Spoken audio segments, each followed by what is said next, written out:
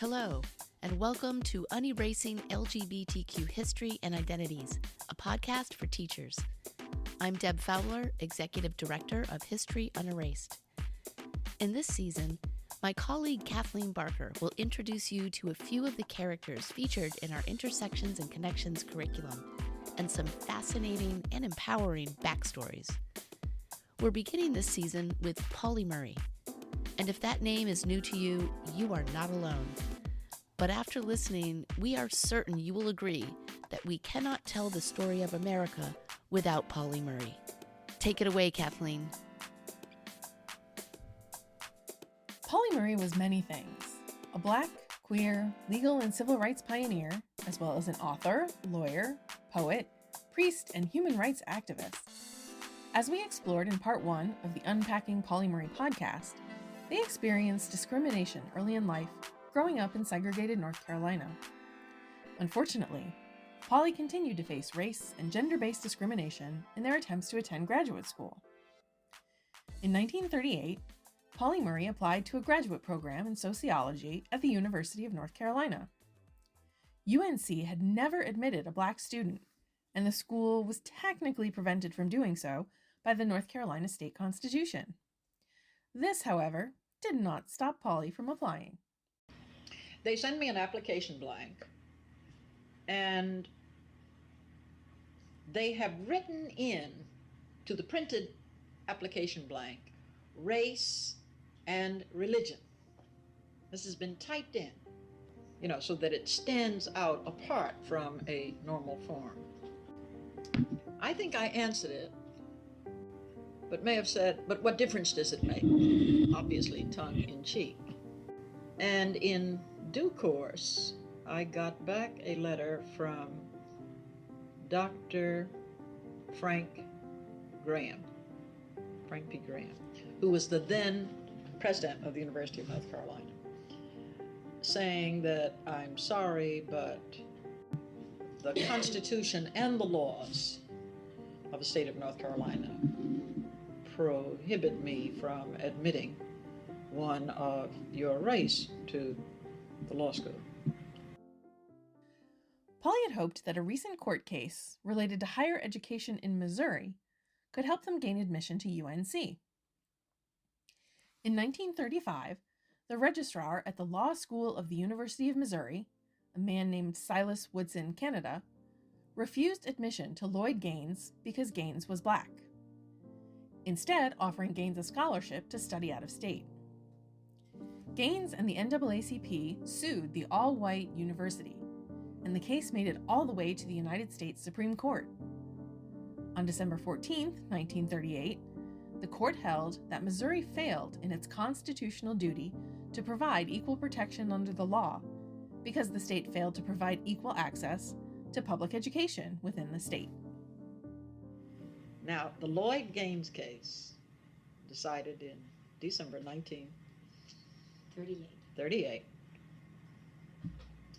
held it was the beginning of the long road back from Plessy versus Ferguson, the separate but equal decision. Lloyd Gaines in the educational field was the long road back to the 1954 decision. And what it said was, a state has a responsibility to educate its residents. It cannot shift this responsibility to other states by giving out-of-state scholarships. It must give substantially equal facilities to its colored citizens as well as its whites, or must admit them to the existing institutions. And went on to say that this is a personal right, and in a sense it does not matter if only one person is seeking it. Since there were no public graduate programs or professional schools in North Carolina for African American students, Pauli thought that UNC would certainly have to admit them after this court decision. Pauli would be disappointed, though. they received a rejection letter from UNC on December 14th, 1938. The letter starts like this. Dear Miss Murray, I write to state that I am not authorized to grant you admission to our graduate school. Under the laws of North Carolina and under the resolutions of the Board of Trustees of the University of North Carolina, members of your race are not admitted to the university. It has long been the social policy of the state to maintain separate schools for the whites and Negroes. Very cordially yours, W. W. Pearson, Dean.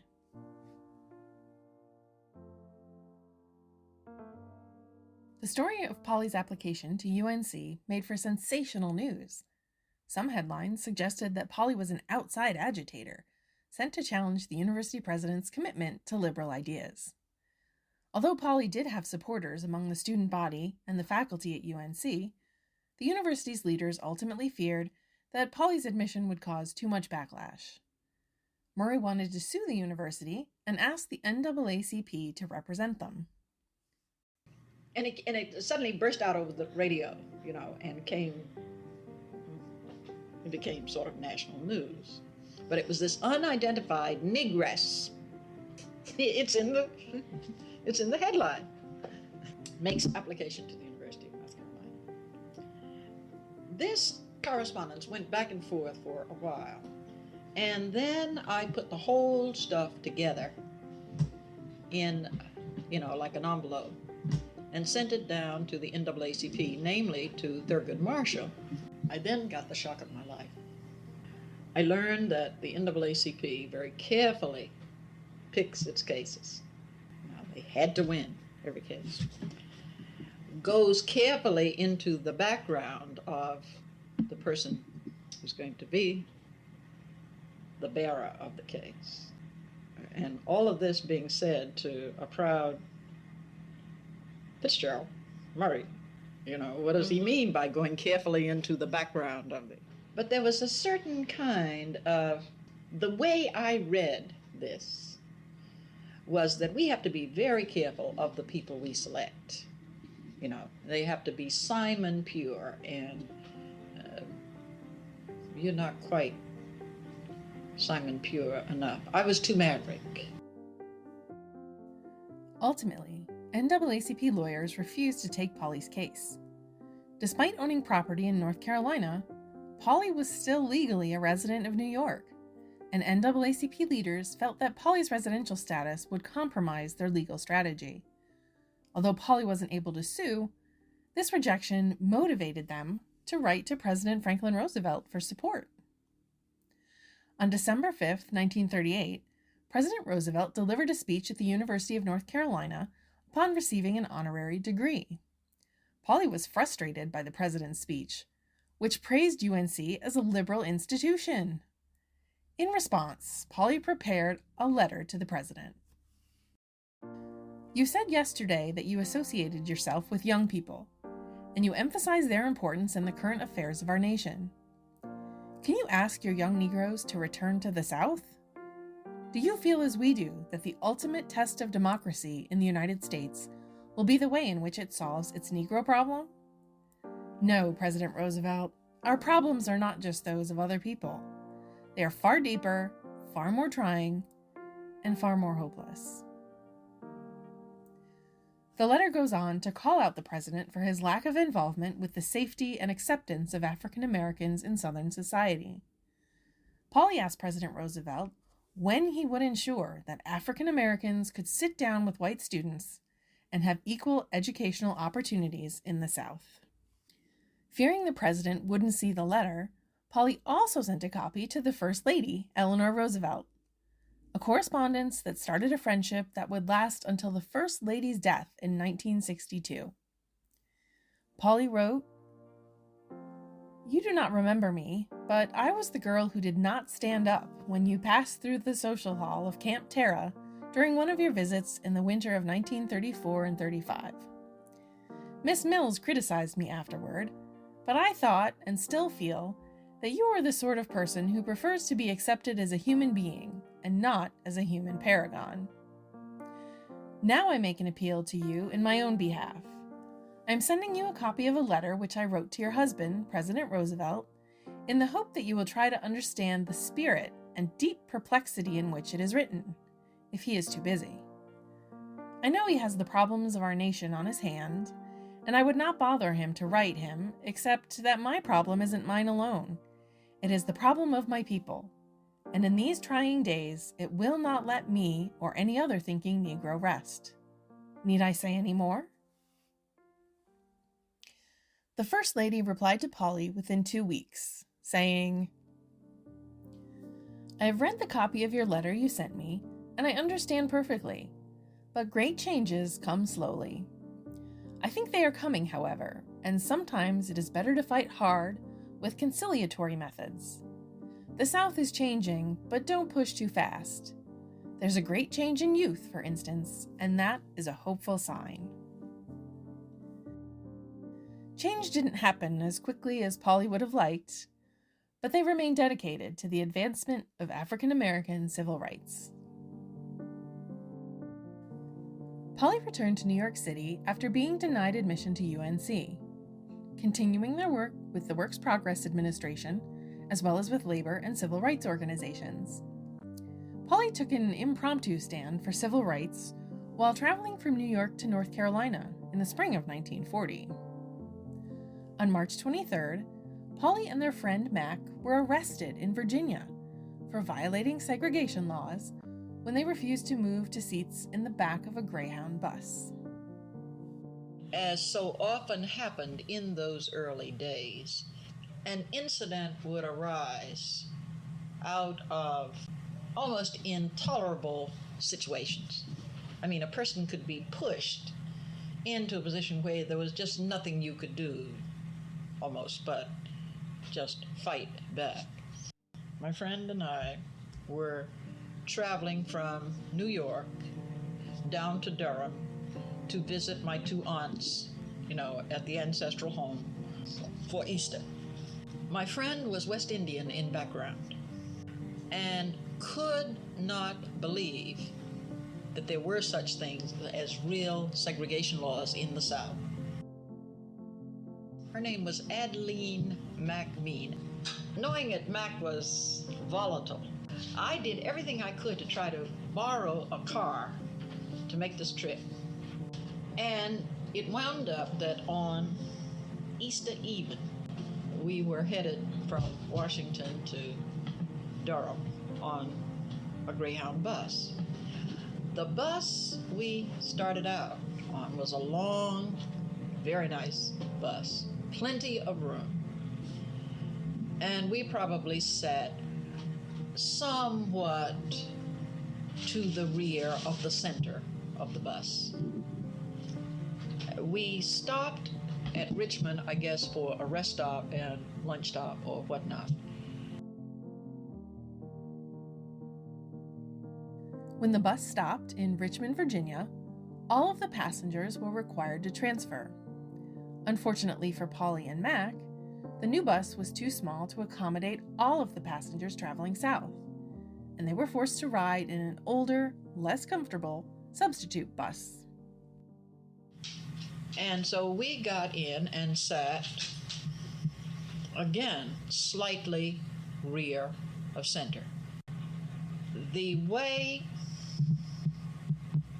in which the people filled up made it clear that Negroes would fill back of us, that there were plenty of Negroes. But somehow the way in which the bus population shifted, brought on a considerable number of white people, more than had been in the past. And so the time came when the driver came back and asked us to get up and move back.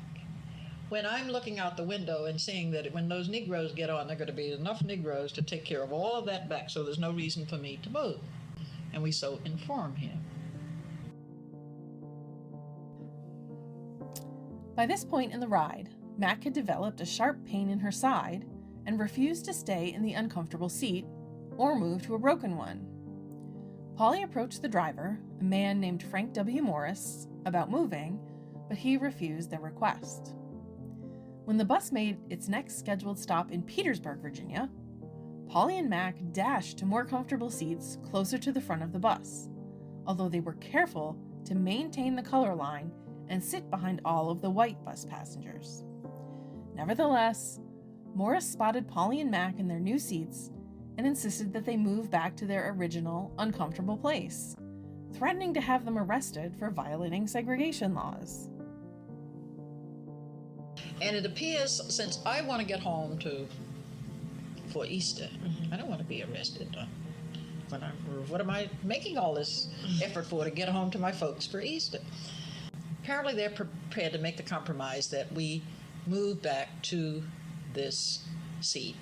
They check the seat and they find that it isn't really broken, it's that the cushion is out of place. But in the process, apparently the driver thinks that there might be a court case. And so he goes up and gets a batch of volunteer name and address witness cards and routinely hands out all of these witness cards to every white person in the front of the bus. And when he gets to the last white person, he then turns, you see. At which point I say, "Driver, how about giving us one of those cards? We're also witnesses." And they charged us with creating a disturbance, breaking the segregation law, violating the segregation law, and creating a disturbance. Meanwhile, the minute we got into our jail cell, we sat down and did a report, a summary, immediately of the case, the facts, a chart of the bus, everything we could think of that would be of any value in this case. And when the lawyers came,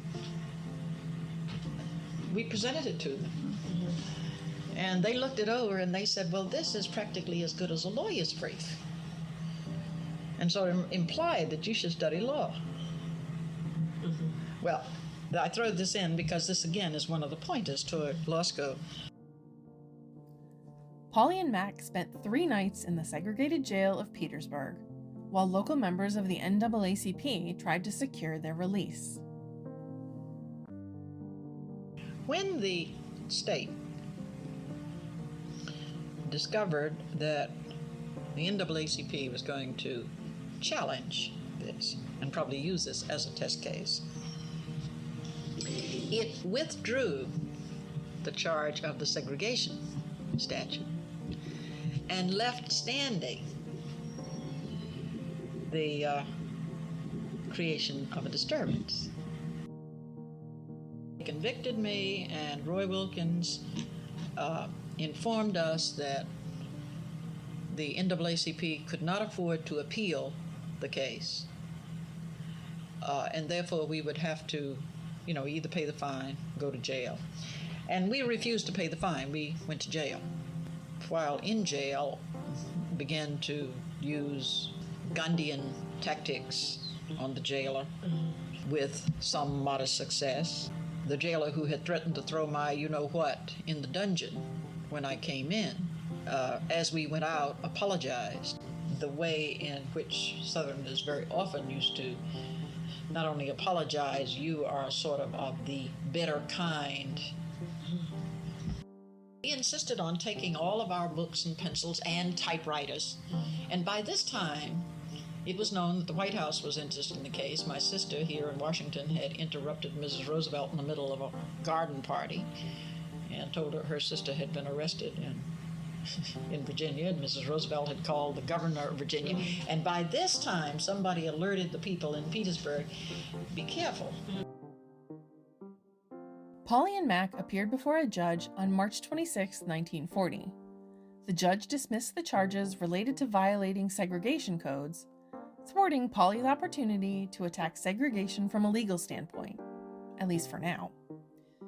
The travelers were, however, found guilty of disturbing the peace and each fined $5 and court costs. Upon their release from jail, Pauli and Mac finally boarded a bus to Durham, only to find that their bus driver was, once again, Frank W. Morris. Fortunately, this voyage proceeded without incident. In June 1940, Pauli joined the board of the Workers' Defense League. As part of the organization, they undertook a national speaking tour, sharing the experience of their arrest in Virginia to raise money for the legal defense of Odell Walker. Walker was a sharecropper who shot his white employer, Oscar Davis, when Davis refused to give Walker his due share of their wheat crop. Pauli's work on behalf of Walker led them to consider law school as a path to fighting Jim Crow. So Pauli began law school at Howard University in the fall of 1941. When a female colleague dropped out during their first term, Pauli became the only woman, aside from the registrar, in the entire school. It was here at Howard that Pauli began to feel the impact of what they would eventually call Jane Crow, discrimination based on gender. So that at the law school, two things happened. I became aware of sex prejudice. I became aware of it in my freshman year at law school. It came upon me as a terrible shock. I had not grown up in a family where limitations were placed upon women. My whole family tradition had been self-sufficient women. My grandfather, patriarch though he was, believed in his daughters being self-sufficient and independent. And so it just simply was not a part of my family tradition to expect any limitations upon what a woman could do or what she couldn't do. And I'd never thought of myself in terms of women. I thought of myself in preparing to be a civil rights lawyer, for this cause. I had not been in school, I guess, in 2 or 3 days. Professor Robert Ming, the late Robert Ming, said kind of, I couldn't tell whether he was kidding or whether he was being sarcastic or what, but he said, we don't know why women come to law school anyway, but since you're here, however you take it, one has to respond. I mean, you can't just say that this is really kidding. And so what I'm really saying is that removing the racial factor, Howard University being a school where the racial factor was not the problem, immediately the sex factor was isolated and stood there. And so my whole experience at law school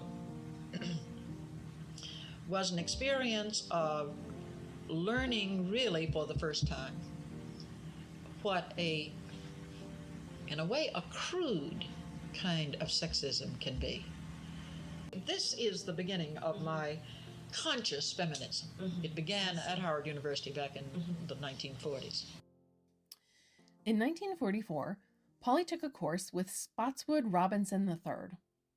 During a discussion of the 1896 U.S. Supreme Court case Plessy v. Ferguson, Pauli rejected the constitutionality of the separate but equal doctrine established by the court. Instead, Pauli argued that segregation would end within 25 years if lawyers and activists attacked it as a violation of the Equal Protection Clause of the 14th Amendment. Now, classmates laughed at Pauli, but Pauli was ultimately right. 10 years later, when Robinson joined with Thurgood Marshall and other legal minds at the NAACP to try to end Jim Crow, Robinson remembered Pauli's law school paper and presented it to his colleagues. These same colleagues would soon argue the case of Brown v. Board of Education before the United States Supreme Court. Pauli excelled at Howard, and the dean of the law school encouraged them to apply for a prestigious Rosenwald Fellowship, which would allow Pauli to further their legal studies. Pauli indicated on their application that they would like to earn a master's degree at Harvard University Law School. Although Pauli was awarded the fellowship, they were rejected by Harvard Law, which did not admit women.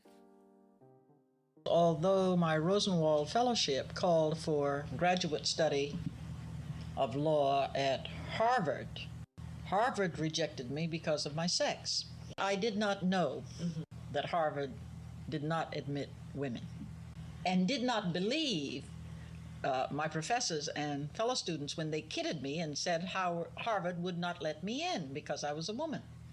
You see, up until this time, I had so concentrated on race, civil rights, I was almost utterly unaware of the disabilities of sex. Pauli graduated first in their class from Howard in 1944. Pauli invited friends and family to the graduation ceremony, including Eleanor Roosevelt.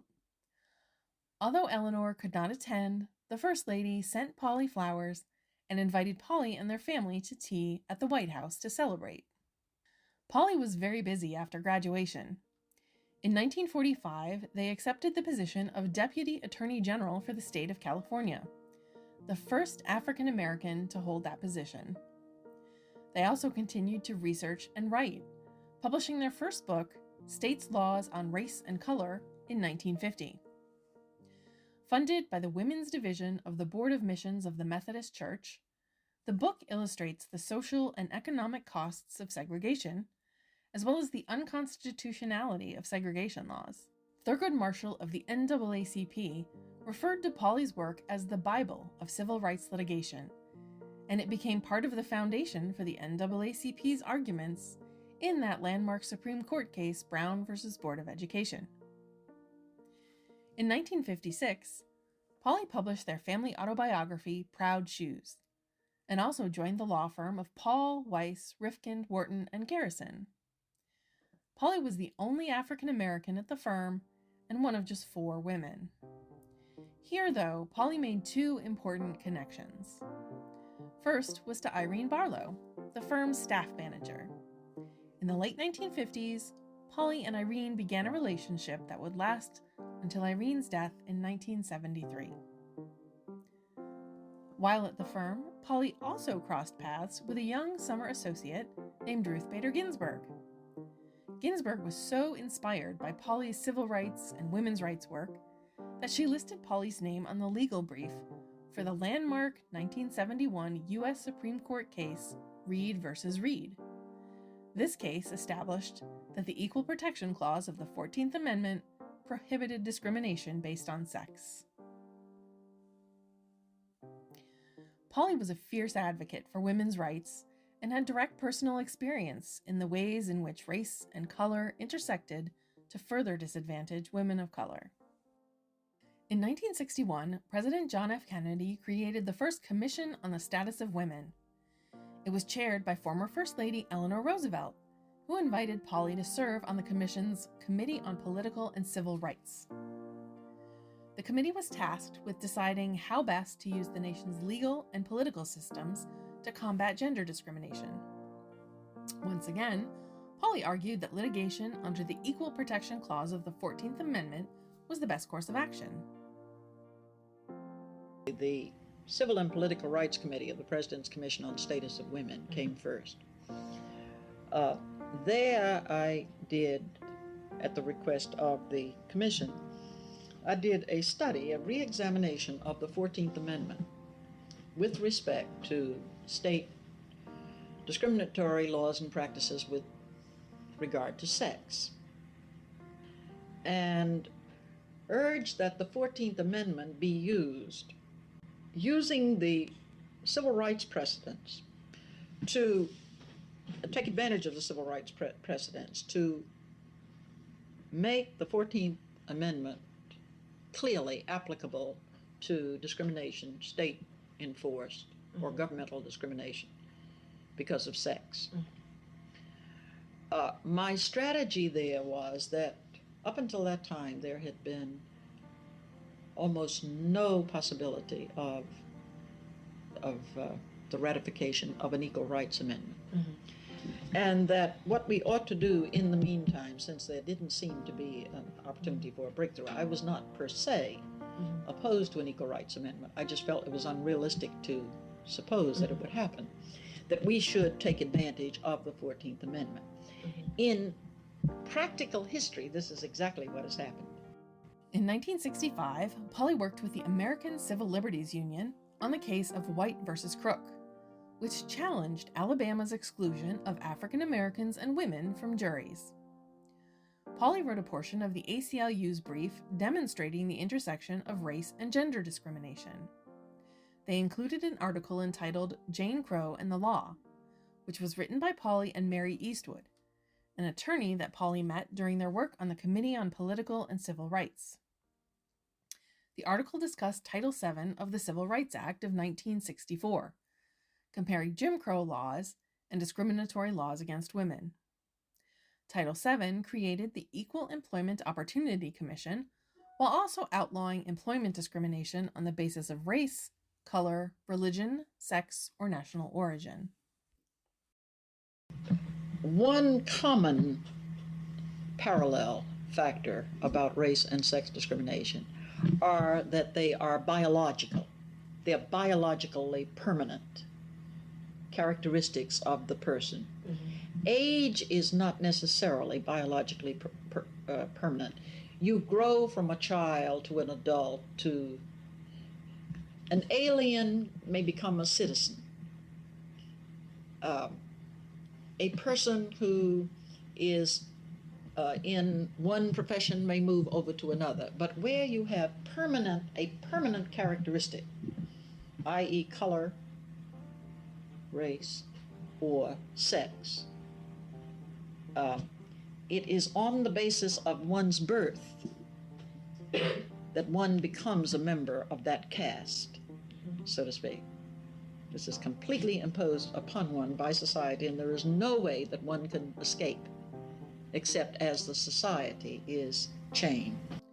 Pauli also channeled their interest in fighting race and gender discrimination into the creation of a new organization. When the newly established Equal Employment Opportunity Commission refused to enforce Title VII's prohibition of sex discrimination in employment, Murray collaborated with Betty Friedan and others to create the National Organization for Women in 1966. Friedan became NOW's first president, but Pauli remained a consultant even after they took a job with the EEOC. Pauli soon parted ways with NOW, however, as the organization's agenda began to focus more on the needs of white professional women and less on the idea of economic justice for all women. I am radical to the extent that I want to see the individual human being as free as is possible to fulfill that individual human being's potential, creative potential. I personally have two problems, that is, two problems which are built in.